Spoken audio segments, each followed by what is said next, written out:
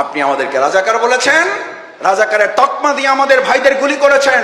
আমাদের সৈয়দ ওয়ালিউল্লাহ মুকাদ্দেস কোথায়, আপনাকে বের করে দিতে হবে।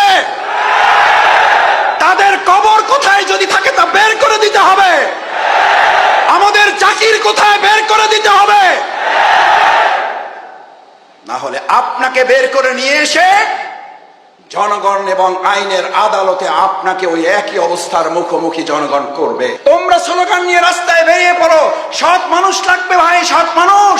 বাংলাদেশ ইসলামী ছাত্র শিবির তৈরি করছে, এই নিন সৎ মানুষ, সুন্দর একটা বাংলাদেশ বিনির্মাণে আমরা আপনাদের পাশে আছি। আমাদের এই রাষ্ট্র সংস্কারের কাজ চলমান। আমাদের আমিরে জামাত ডাক্তার শফিকুর রহমান উনি একটা বক্তব্য দিয়েছেন। এই বক্তব্য কেউ কেউ ভিন্নভাবে এখন প্রচার করার চেষ্টা করছেন, অসৎ উদ্দেশ্যে সুবিধা ভোগ করার জন্য, এবং এই সরকারকে দুর্বল করে দিয়ে আর একটা অন্যায় প্রতিষ্ঠিত করার জন্য তা করা হচ্ছে। আমিরে জামাত স্পষ্ট করে বলেছেন, 15.5 বছরে এই বাংলাদেশকে ভেঙে চুরে খান খান করে দেওয়া হয়েছে। সেই বাংলাদেশকে পুনর্নির্মাণ না করে তড়িঘড়ি করে আর একটা নির্বাচন দিলে মূলত ওই সুবিধাভোগী, ওই অন্যায় ফ্যাসিস্টরা আবার হয়তো মাঝখানে একটা সুযোগ তারা গ্রহণ করবে। আমাদের একতার অর্থ যদি কেউ মনে করেন বাংলাদেশ ইসলামী ছাত্র শিবির, বাংলাদেশ জামাত ইসলামী জনগণের ভোট, গণতান্ত্রিক অধিকার এবং দেশের মানুষের ভালোবাসা এটাকে ধারণ করতে সক্ষম নয়, তাহলে তারা বোকার স্বর্গে বাস করছেন। বাংলাদেশ ইসলামী ছাত্র শিবির, বাংলাদেশ জামাত ইসলামী, আমরা আমাদের জননেতৃবৃন্দের ফাঁসি হয়েছে। আজকে এই পুরো আন্দোলনে যেমন শহীদ হয়েছে মাওলানা দেলোয়ার হোসেন সাইদি রাহিমাহুল্লাহ শহীদ, তার শুধু ফাঁসির ঘোষণার দিনে এদেশের ছাত্র সমাজ প্রায় 250 শতাধিক ছাত্ররা শহীদ হয়ে প্রমাণ করেছে এদেশের ছাত্র সমাজ এবং জনতা এই দেশের ইসলামপন্থী দেশপ্রেমিক সাথে কত অঙ্গাঙ্গিভাবে তারা জড়িত রয়েছে।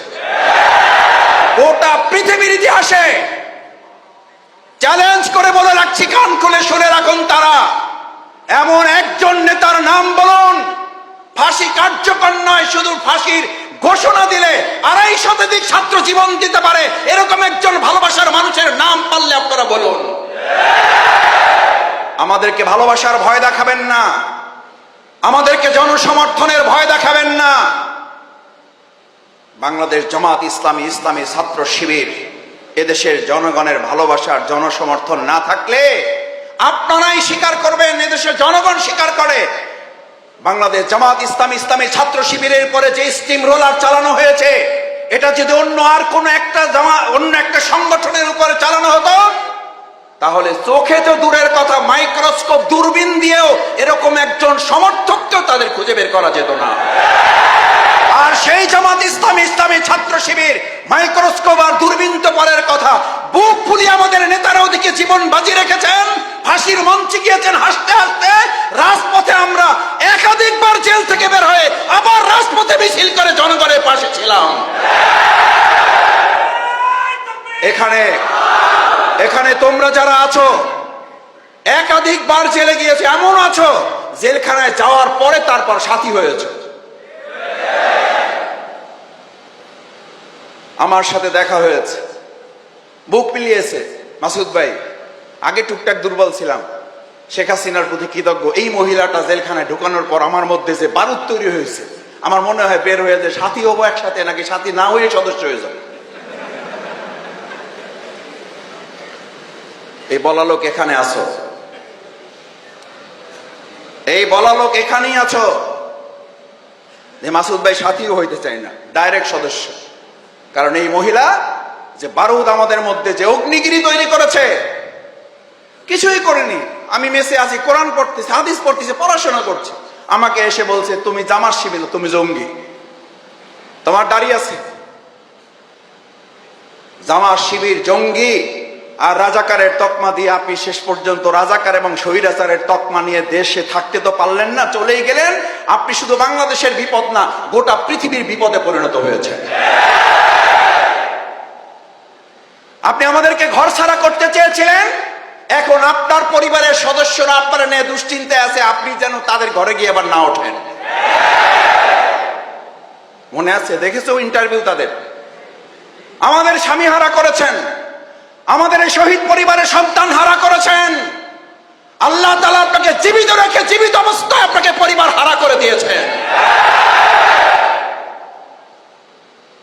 আর আমরা তখন বুক ফিলিয়ে জনগণের ভালোবাসা, আল্লাহর রহমত নিয়ে বলেছিলাম, আমাদের অফিস হারা করেছেন, আমাদের ঘর হারা করেছেন।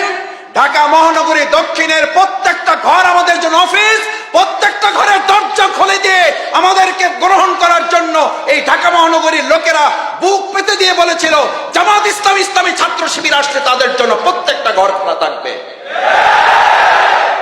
15.5 বছর ঘরে থাকি নাই,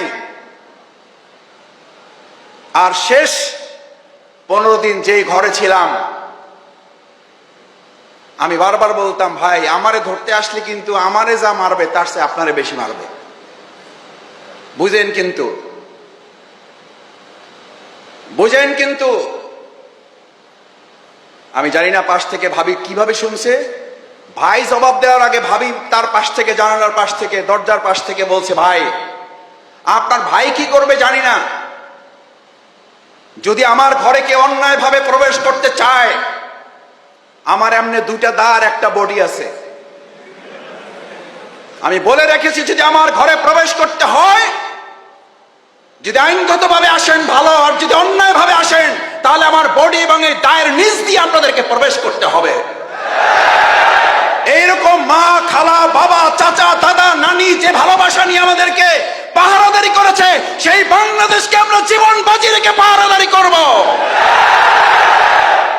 আমাদের মীর মুগ্ধ আবু সাইদ এবং আমাদের এই সাবে আলিফদের মতো আমরা আরেকবার জীবন দেব, কিন্তু বাংলাদেশ নিয়ে আর কাউকে সিনেমিনি খেলতে দেওয়া হবে না। আর চাঁদাবাজি রাজত্বে বাংলাদেশ ফিরবে না। হলে এবং বিশ্ববিদ্যালয় সন্ত্রাসের রাজত্ব আর চলতে দেওয়া হবে না। মীর মুগ্ধদের রক্তের সাথে বেঈমানি করবেন কেউ? আবু সাইদের রক্তের সাথে বেঈমানি করবেন কেউ? এই Hanif community centre, Abu Saeed Khokon community centre, জানি না তারা কই আছে, আল্লাহ ভালো জানেন। আলহামদুলিল্লাহ, তারা জাতির জন্য তৈরি করে রেখে গেছেন। ইসলামী আন্দোলনের খেদমতে এগুলো এখন ব্যবহৃত হবে। এই সমস্ত জায়গাগুলোতে 15.5 বছর একবার আল্লাহর ধ্বনি উচ্চারিত হয় নাই। 15.5 বছর একবার আল্লাহর প্রশংসা তারা করতে দেয় নাই। এই সব জায়গাগুলোতে একবার সুবহানাল্লাহ তারা বলতে দেয় নাই। আজকে আমরা সর্বশক্তি নিয়ে 15.5 বছরের কাফারা আদায় করার জন্য আল্লাহু আকবার, আল্লাহু আকবার, আল্লাহু আকবার। তোমরা আমাদেরকে বুলেট দিয়ে বুককে কাঁপিয়ে দিয়েছো, আর আমরা তোমাদেরকে নারায়ে তাকবীরের এই ধ্বনির আওয়াজ দিয়ে তোমাদের বুকে আগুন জ্বালিয়ে দেব। তোমরা পৃথিবীর যে প্রান্তেই থাকো, আমাদের এই দৃশ্য দেখবা, প্রতি সেকেন্ড একবার করে মৃত্যুবরণ করবা। আমাকে একজন বলেছিল, শেখ হাসিনাকে আল্লাহ বাঁচাইলো কেন ভাই? আমি বললাম যে ওই মহিলার প্রতি আল্লাহর আলাদা একটা পরিকল্পনা আছে। কারণ ওই মহিলা যদি মারা যেত, একবার মরত, আর এখন সে মারা যাচ্ছে কয়বার?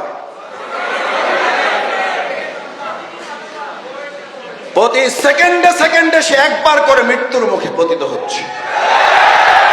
এবং যতদিন আল্লাহ তাকে বাঁচিয়ে রাখবে, প্রতি সেকেন্ডে একবার করে মৃত্যুর মুখে আমরা তার অন্যায়ের প্রতিবাদে একটা করে সত্য, একটা করে ন্যায়, একটা করে ভালো কাজ এই দেশে প্রতিষ্ঠিত করে প্রতি সেকেন্ডে তাকে মৃত্যুর মুখে ঠেলে দেওয়া হবে।